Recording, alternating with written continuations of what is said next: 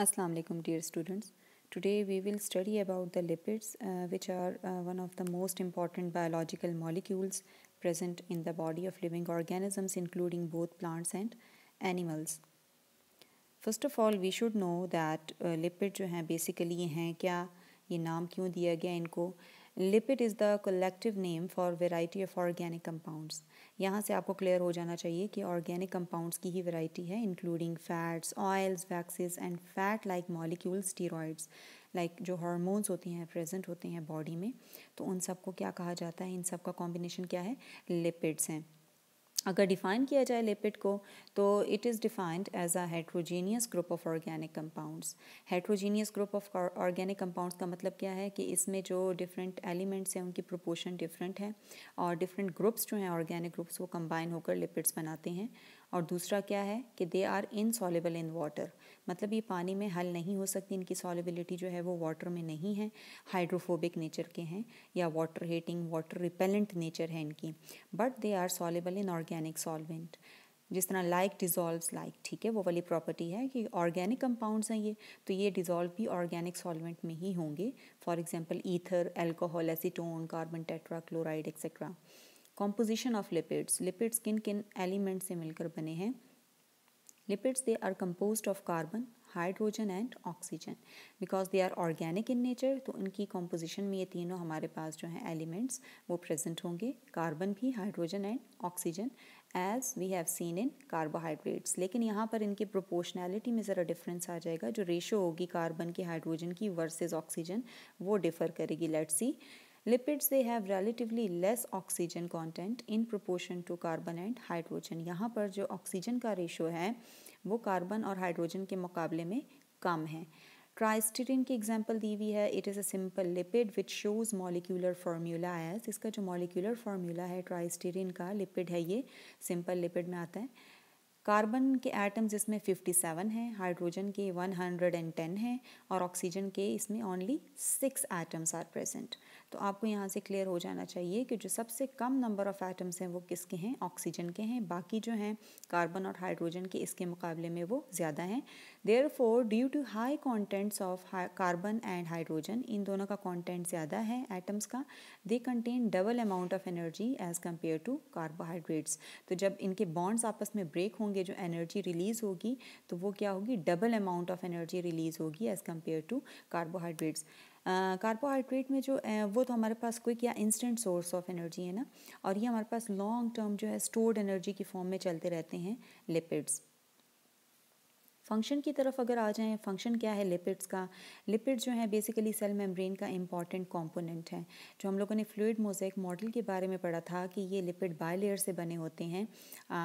मतलब lipid bilayer, दो lipids की लेयर होती हैं जो फॉस्फोलिपिड्स कहलाती हैं, फॉस्फोलिपिड से बने होती हैं और साथ में कोलेस्ट्रॉल के मॉलिक्यूल्स भी एम्बेडेड हैं. ठीक है, so these are the components of cell membranes, lipids. इसके अलावा लिपिड्स जो हैं they act as energy stores, energy को लॉन्ग टर्म के लिए स्टोर करके रखते हैं और जब भी इसकी रिक्वायरमेंट होती है तो एनर्जी जो है प्रोवाइड करते हैं बॉडी को.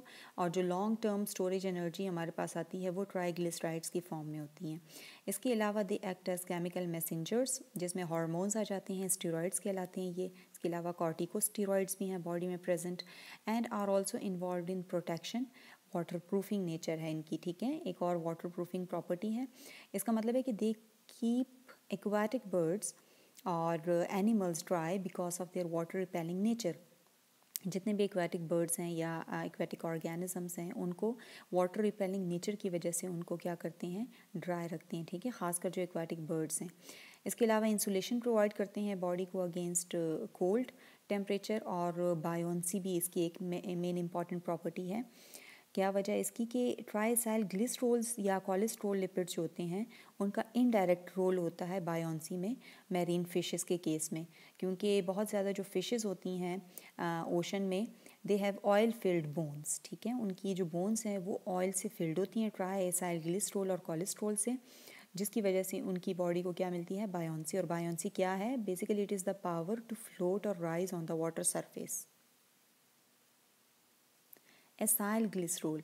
अब यहाँ पर हम लोगों ने ये जो एबंडेंटली पाया जाने वाला, ज़्यादा पाया जाने वाला लिपिड है लिविंग थिंग्स में, उसको डिस्कस किया गया है। इसकी केमिकल नेचर क्या है? Chemically acyl glycerol can be defined as esters of glycerol and fatty acids. इनके अंदर जो रिएक्शन होता है एस्टरिफिकेशन, उसकी बिना पर कहा गया है जो ये कंपाउंड हमारे पास आता है एसाइल ग्लिसरॉल, ये किससे मिलकर बना है? ग्लिसरॉल मॉलिक्यूल से और साथ में फैटी एसिड्स की कॉम्बिनेशन से। एस्टर क्या है? An ester is the compound produced as the result of chemical reaction of an alcohol with acid and a water molecule is released. Such a reaction is called esterification. यहाँ पर इन्होंने इसकी general definition दे दी है कि ester क्या है? ये compound है जो कब प्रोड्यूस होता है? जब भी कोई एक अल्कोहल, यहाँ पर इन्होंने कहा है कि ग्लिसरॉल है। Glycerol basically trihydroxy alcohol ही है और साथ में अल्कोहल का किसके साथ रिएक्शन हो रहा है? एक एसिड के साथ। और आपको इस नाम में नज़र आ रहा है कि फैटी एसिड है। और हमारे पास जो फैटी एसिड है सबसे ज़्यादा कॉमन जो देखा गया है फैटी एसिड्स, उसमें हम लोग जो यूज़ करते हैं एसिटिक एसिड हो जाती हैं, ठीक है। वो कंबाइन जब करते हैं हमारे पास इन अल्कोहल्स के साथ, ट्राई हाइड्रोक्सी अल्कोहल्स के साथ, इसमें जो मेन ग्रुप है वो कार्बोक्सिलिक एसिड ग्रुप है, ठीक है। इन दोनों का जब रिएक्शन होता है, कंडेंसेशन रिएक्शन होता है। क्यों? क्योंकि वाटर मॉलिक्यूल रिलीज होता है और ओवरऑल इस प्रोसेस को एस्टरिफिकेशन कहा जाता है। Here you can see in this reaction, ये आपके पास जो है एक अल्कोहल के तौर पर लिया हुआ है, मेथनॉल है, इसका हाइड्रोक्सिल ग्रुप है, इसके साथ CH3OH। एथेनोइक एसिड है, ये है CH3COOH, ठीक है। एसिटिक एसिड है कॉमन। यहाँ पर जब इन दोनों का कॉम्बिनेशन होगा तो कंडेंसेशन रिएक्शन होगी। हाइड्रोक्सिल ग्रुप जो है इस कार्बोक्सिल ग्रुप से एक रिलीज़ होगा और साथ में हाइड्रोजन एटम जो है ये मेथनॉल से निकलेगा और दोनों के बीच में एक बॉन्ड बनेगा, एस्टर बॉन्ड, ठीक है। और साथ में वाटर मॉलिक्यूल रिलीज़ होगा और ये ओवरऑल हमारे पास एक प्रोसेस जो हुआ है रिएक्शंस को क्या कहेंगे? Esterification. Glycerol and fatty acids की तरफ अगर आ जाएं तो देखते हैं कि इसमें क्या होता है। ग्लिसरॉल क्या है? It is a trihydroxy alcohol. यहाँ पे पता चल गया है कि इसके अंदर 3 हाइड्रोक्सिल OH ग्रुप्स लगे होंगे ग्लिसरॉल के मॉलिक्यूल में, विच कंटेन 3 कार्बन एटम्स। अब ये भी पता चल गया कि number of carbon atom glycerol molecule में कितने हैं? 3 कार्बन एटम्स हैं and each bears an hydroxyl group. Fatty acids की अगर बात की जाए, फैटी एसिड जो है it is a type of organic acid. इसकी नेचर क्या है? ऑर्गेनिक है, कार्बन, हाइड्रोजन और ऑक्सीजन से मिलकर बना है, कंटेनिंग 1 कार्बोक्सिलिक एसिड ग्रुप, जिसने इसको प्रॉपर्टी दी है एसिडिक प्रॉपर्टी। तो कार्बोक्सिलिक एसिड ग्रुप एक प्रेजेंट होगा which is attach to a hydrocarbon chain. यहाँ पर इसका ये जनरल फार्मूला है फैटी एसिड का। आर जो है ये हाइड्रोकार्बन की चेन को डिनोट कर रहा है और चेन की जो रेंज है कार्बन एटम्स उसमें कितने हैं? 2 to 30 इवन नंबर में प्रेजेंट हो सकते हैं। And each fatty acid is represented by this formula where R is a hydrocarbon tail. तो आपने याद यही रखना है कि फैटी एसिड में आपके पास जो एसिडिक ग्रुप है वो एक कार्बोक्सिलिक एसिड ग्रुप होगा और साथ में उसके एक हाइड्रोकार्बन की चेन लगी होगी। यहाँ पर एक जनरल स्ट्रक्चर दिया हुआ है एक आपको ट्राइग्लिसराइड का। ट्राइग्लिसराइड का मतलब ये है कि 3 फैटी एसिड्स जो हैं वो एक ग्लिसरॉल मॉलिक्यूल के साथ अटैच्ड हैं। यहाँ पर हम लोगों ने देखा है कि फॉर्मेशन किस तरह से होती है ट्राई एसाइल ग्लिसरॉल की या ट्राइग्लिसराइड की।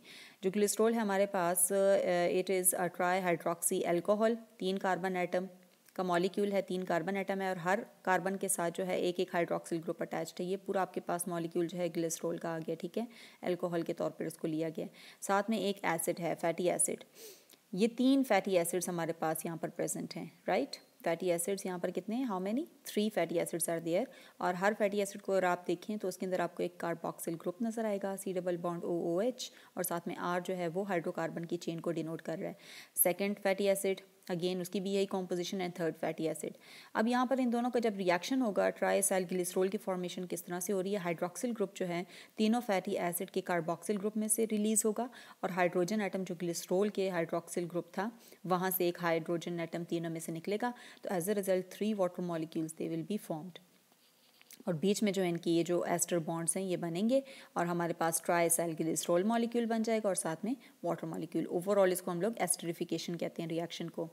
अब यहाँ पर एक और चीज़ आ जाती है, अगर ग्लिसरॉल मॉलिक्यूल जो ट्राई हाइड्रोक्सी अल्कोहल है it combines chemically with 1 fatty acid, 3 की जगह अगर एक फैटी एसिड के साथ ये कंबाइन कर जाता है, ये ओवरऑल आपके पास एक ग्लिसरॉल मॉलिक्यूल है, अगर ये किसी भी एक लेट सपोज इस फैटी एसिड के साथ कंबाइन करता है तो हमारे पास जो है मोनोएसाइल ग्लिसरॉल बनेगा, ठीक है, या मोनोग्लिसराइड बनेगा।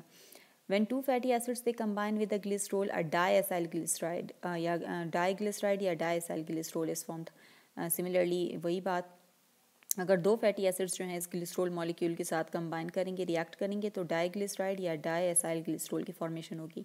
जो इंपॉर्टेंट चीज़ है यहाँ पर वो क्या है, जो ट्राइएसाइलग्लिसरोल है ये वाला मॉलिक्यूल, ये हमारे पास केमिकली न्यूट्रल लिपिड है। न्यूट्रल लिपिड किस वजह से है, क्योंकि इसमें कोई भी हाइड्रोक्सिल ग्रुप, ग्लिसरोल में कोई भी एक हाइड्रोक्सिल ग्रुप जो है चार्ज बियरिंग ग्रुप खाली नहीं रहता, बल्कि तीनों जो हैं ऑक्युपाई हो जाते हैं इनके साथ ही, जो 3 फैटी एसिड साथ में रिएक्ट कर रही हैं, तो इसकी वजह से बॉन्डिंग हो जाती है आपस में। Triacylglycerol it is also called neutral lipids.